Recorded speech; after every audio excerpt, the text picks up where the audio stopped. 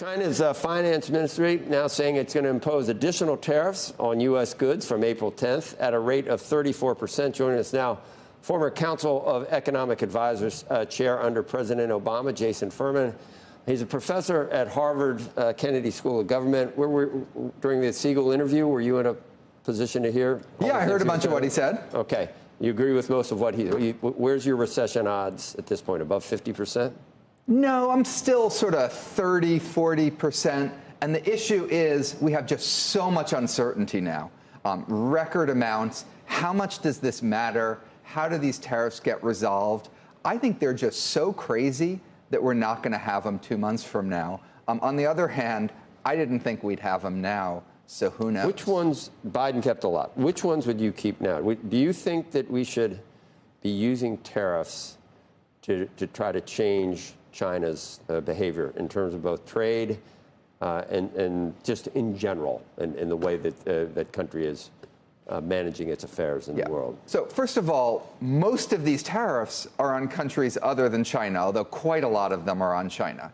So no, I don't think we should be using tariffs on China. No, I don't think we should be using tariffs on Canada, Mexico, the EU, the UK, and every other country in the world. That hurts what we want to accomplish with China. Joe, if you want to focus on China, it drives focus China on into China. The hands of it drives them all closer to China. Should we have done that trade deal with China in the first Trump term, do you think? We should have. I mean, getting them to buy our stuff, that's not the big issue with China. The big issue is their structural policies, the way they treat our imports, and a set of geopolitical concerns. Right. But I think the last administration actually got the rhetoric on China right. I mean, I disagreed with a lot of their economic, especially international economic policy. But small yard, high fence. Focus the China issue on where it matters for national security. Could we sell more cars in Europe? I mean, would you do anything to the EU in terms of the way things work? What I would do with the EU is revive the free trade agreement that was being negotiated with them a decade ago. Get tariffs down, get non-tariff barriers down. We were close to getting reciprocity, true reciprocity, at a lower level, and that's called a trade agreement. That's not called this. By the way, back to national security, probably the dumbest national security thing in all of this was the tariff on Taiwan. I mean, they're in an existential struggle. At least they got called a country by Donald Trump. But other than that, you're going to tariff Taiwan as part of your China strategy? What do you think the end game is on this? And what do you think the action? We've had fentanyl was a goal. We've had bringing jobs back to the manufacturing sector. We've had things need to be made in America. We're going to do that. I don't know how long that takes. That takes revenue till you cut taxes other places. To cut taxes other places, and changing the behavior of some of the bad actors. I mean, we've heard a lot of them. What do you think truly? How long do they last? When would you declare victory if you were this administration? I think Donald Trump has a lot of motivations. Many of those motivations contradict each other. Go back 30 years. The number one motivation is that the United States runs a trade deficit, that we buy more from the rest of the world than we sell more to the rest of the world. I think that's largely a function of American strength. Right. I don't think these tariffs are going to help.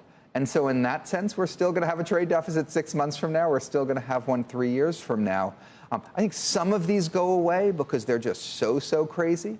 But, I don't think the 10% is going away. Go away, why? But he doesn't think they're crazy. You think it's a reflection of seeing what the market reaction is? And then all of a sudden saying, okay, I'm going to lose my support, or Republicans in Congress step up and say you're not going to be allowed to do this? I mean, there's a couple different forces. One is that he gets some concessions, and I think he will, from some countries like Vietnam, for example. And he has from free places. So one is he gets concessions and declares victory.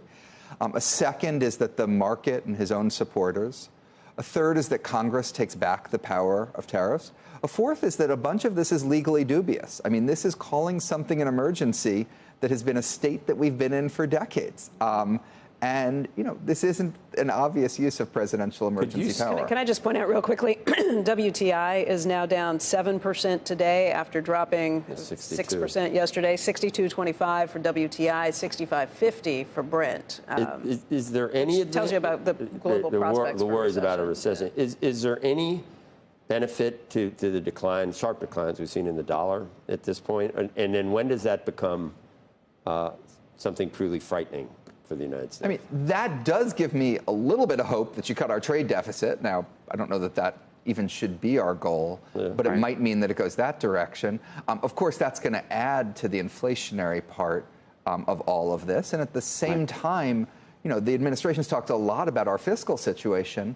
Spending is continuing to grow at quite a high pace. We're probably going to get tax cuts later this year. They may end up being even larger if Republicans are concerned about the weakness in the economy. So on the fiscal side, I think we're still looking at a fiscally expansionary policy where the deficit's going to go up this year. Higher than it was at this point Jason, last year.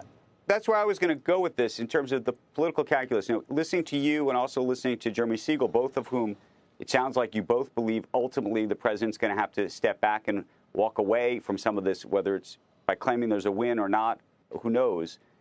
But my question is, given the budget issues that we're going to confront and that debate that's supposed to start, you know, literally next month, effectively. I think it's supposed to be over by next month, if you listen to the Speaker of the House.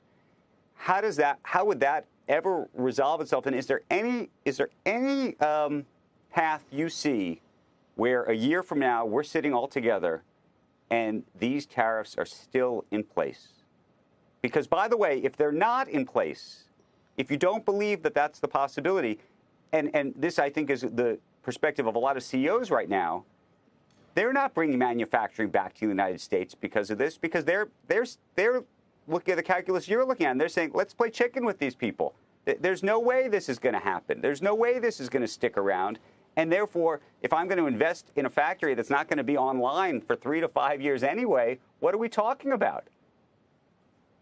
Look, this is an exceedingly hard thing to predict. You're trying to predict the psyche of one man who does not appear to be listening to his advisors, as far as I can tell. He's listening to some of them.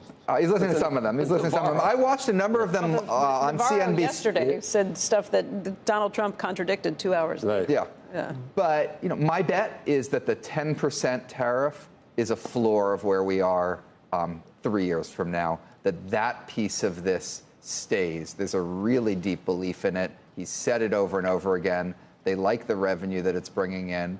And 10% tariffs sound small compared to everything else, but they're really, really, really large. You've seen all the announcements with great fanfare about Apple or, I don't know, SoftBank. You see all these things. I think he's now at this point calling it trillions of new investment in the United States. Is there anything to that? Has that gone up? Were these all previously announced plans that were in the works before he even got here? Or is there something to Made in America having a resurgence with a lot of companies? I mean, some of that was hype and humoring him. Some of that was a belief that he was going to deregulate, cut taxes, bring in a more predictable set of economic policies. You build here. And I think a bunch of that investment is not going to happen anymore. I think we've already seen some some auto workers be furloughed. 700 of them at Stellantis yesterday. I think a lot more auto jobs. Some at GM. Yeah, but I think a lot more auto jobs are going away.